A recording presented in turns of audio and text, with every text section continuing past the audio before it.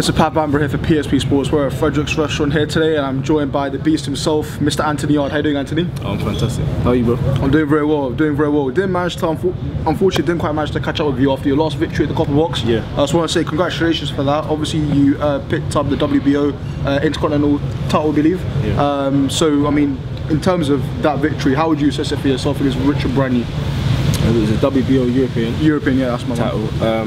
Gave me a top 10 ranking. Yeah, after the fight it was a bit manic, you know. Kind of a riot broke out in the venue. Yeah. Due to a fight that happened before mine.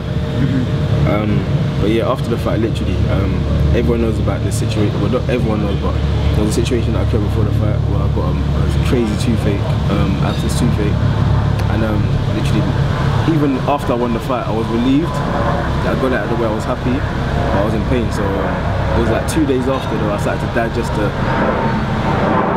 what actually happened. Right, okay. Get me? So yeah, it was refreshing. It was good. Andy, in terms of moving forward, obviously today at the press conference we heard Frank say, and obviously people were aware of the situation because it was actually released on Twitter about yourself fighting Kazir Burton and then Frank Buglioni fighting Callum Johnson. So what is the situation on your end from that side? Obviously Frank said that he's made an offer for you to fight Frank Buglioni, so how would you assess the situation from your side? Exactly what you just said. I haven't been talking, I haven't said nothing, but we've made an offer. He's been talking, no offer. We've made the offer, they haven't taken it. They made an offer, and then on top of that, Frank said, okay, you was talking, you was calling Anthony's name. You said, remember, he fought Ricky Summers, yeah? Before he fought Ricky Summers, not after, before he fought Ricky Summers, he said, I'm gonna take care of Ricky Summers, which he did. Went 12 rounds with Ricky Summers, beat him. And then after that, Anthony can get his shot at the title if this is what the fans want. He even put my picture up. So again, like, I didn't see this off first hand. I was in Miami at the time. I just had a fight and I went to Miami, whatever. And people were sending it to me, saying, oh, have you seen this? Again, my name's in it. Some of my friends or people that know me, that follow me, my name's been associated with his name now. He's British champion, so he's called my name. So like, have you seen this? I'm like, no, wow, that's mad. I didn't expect that. I'm like, cool. So after my next fight, after my WBO European fight, I'm going to be fighting Frank Buglioni. Maybe. That's what I thought. As you know, I had a little doubt in my mind of what kind of stance he's trying to pull. That's what come to pass, you know. He called my name, and then as soon as we put pressure on him, he said, you know what, now you've announced the fact that you're fighting someone else. Well, Frank said it. Frank, I didn't even know Frank did this because Frank wants to fight as much as me. Frank offered another £20,000. That's not small money.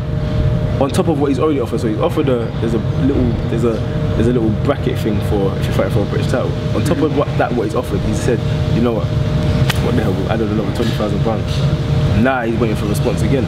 So again, we've made offers. We ain't had no offers, but all we've had is talk. I've heard talks about Jose Burton. I've said this before as well. Do not get on a train at Stratford. If you're going towards Oxford Circus, your destination is Oxford Circus. You don't get on a train at Stratford and get the train back towards Redbridge or Leytonstone to go back to Oxford Circus. It don't make no sense. I've got a higher ranking than both of these guys in the world rankings. But the only reason I do want to fight Frank Buglioni is because he has something of significance. He's got a British title, which again, is an honour to fight for your country and to be a champion of your country. That's the only reason I want to fight him. On top of that, he's got a big following, etc. Jose Burton got knocked out by Frank Buglioni. Why would I want to fight Jose Burton? His following is not as big. He's just been knocked out, and in my opinion, again, I've heard today, which I find funny, that Eddie Hearn has said that not to duck Jose Burton. To me, it's not suicide, but it's not good for your fighter. He's just come out of a knockout loss, which he had to go through 12 rounds of. I watched the fight first time I was there, and as the fight went on, I don't know if he got tired or what, but the last 2 rounds were hard for him, and then he ended up getting knocked out. So to put him in for his next fight to come and fight me, you don't care about your fighter. But again, Eddie Hearn knows what he's doing. He's very smart. He knows what to say to get the public involved, etc. And you know, I've never had a problem with Eddie Hearn. I've seen him face to face. You know, we laugh and we joke with each other. But he's a very smart businessman. But in terms of caring about your fighter, to me that don't sound like you care about your fighter. If you want to put him in with me after, he's just come off a bad knockout loss. In the press conference, Frank said Frank Warren said that Frank wouldn't be available till October, and obviously you're announced the fight in September. Yeah. So having said that, I mean, are you looking to maybe defend your WBO European on that day? Are you maybe looking to fight a certain opponent? No, I'm defending. I don't wait for no human being, because again, he said that he will fight me. He's now saying he's not fighting me, or he's got another fight.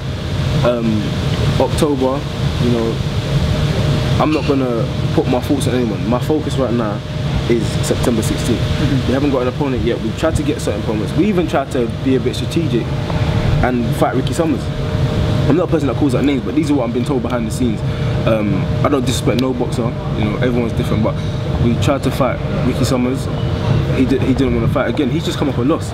It's not smart. You don't do things like that. So I'm saying, if Anthony Joshua, this is Eddie Hearn's main man, Anthony Joshua, at the position he's in, he's not going to go back. I'm not going to even name no names to be disrespectful, but who did, give me someone that's lost recently, a heavyweight. So you could say, Malik Scott, for example. Yeah, he's not going to go back and fight. Perfect. He's not going to go and fight Malik Scott. What relevance is that? It don't make no sense. So again, people ain't stupid. The board have sanctioned this fight for a final eliminator. It don't make sense to me. If Jose Burton was a British champion, I'll say let's make this happen in a heartbeat. In a heartbeat. You have to know your own ability. I know I will beat these guys. I know I'll beat these guys, but it's about, why am I going to fight this guy? I'll get paid less as well. Why am I going to fight him? It don't make no sense. It don't make no sense. But anyway, you know, Eddie Hearn, I know you know what you're doing. You're a smart businessman.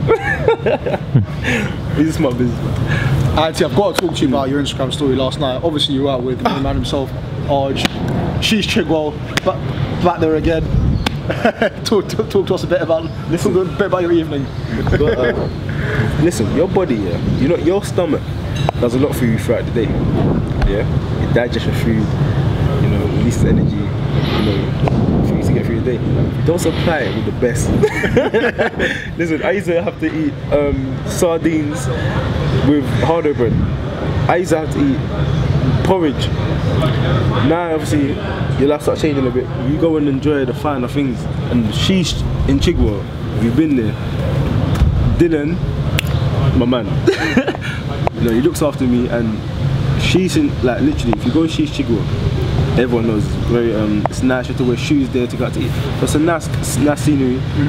Yeah, Arj was doing his filming yesterday for Celebs Goes Dating, so I was there with him for that. And then we went to eat, man. I met my other boy there, J-Man, who's a football player. My other friend, DJ Skanks, he's a DJ. My other friend, Karim, he's a personal trainer. So again, I surround myself with people that are entrepreneurs, people that are trying to do stuff with their life. And we've all known each other from very young. I met Arj in 2012, but my other friends, I grew up with them from the age of 11 to 12 years old. One of them I knew from when I was about 8 years old. So again, no one knew around me. People that are, you know, you're trying to build and elevate each other. Sure. Sorry, Anthony, Frank just said in the press conference that someone asked him a question about the deadline to reply to the offer. Yeah. Frank said tomorrow. I mean, in the sense that the time is now. It's the present. We want to reply as quick as possible. So let's say, you know, you guys don't get a reply. Yeah. In terms of that day, what's your mindset going to be in terms of that fight then, in particular? What Frank means is, it just means let's make this happen. Like ASAP. We've made an offer. It's either you want it or you don't. And if you don't want it, stop talking my name. I know you want. It's about being smart as a boxer. Publicity. My route, I think, is different. I believe in my ability. Right. So I believe my talking is going to be done in the ring. And until you get to that certain stage where the world's watching and the world needs to be entertained, you're fighting on pay-per-view and you need to sell a fight. Not only that, you need to sell a fight, but it's now, yeah, come, let's be entertaining. This is exciting now. But again, me against Frank Buglioni, nothing's been arranged. So why are you talking? Let's make the fight happen. Let's announce the fight. Then let's get it cracking. Let's make it exciting. You know, I've got a certain personality. I grew up in a certain area. I know how to be entertaining. I've got a certain, you know, thing about him. He's obviously got his thing. He's tough. He's like, let's have it. You know, he'll go through wars. I don't need to go through no. Anyway, I'm not gonna get into that. But again, as I said to you before, let's make the fight happen. Finally, sorry, Mayweather McGregor, your thoughts on that fight? You know, it's good for boxing, in my opinion. I just believe certain people have different views on it. It's bad for boxing if Floyd loses. I don't see that happening. I don't think a lot of people see that losing. See him losing or seeing that happen. But in terms of bringing attention to back to boxing, it's fantastic. The last biggest fight was Floyd Mayweather Pacquiao. Joshua Klitschko was a big fight. It wasn't obviously nowhere near Floyd Pacquiao. But again, for Floyd to fight Conor McGregor, who's a star suit UFC, it's going to bring even more attention to boxing. So it's good for boxers coming through. It's good for, you know, you've got people like Gervonta Davis, who's fighting on the undercard.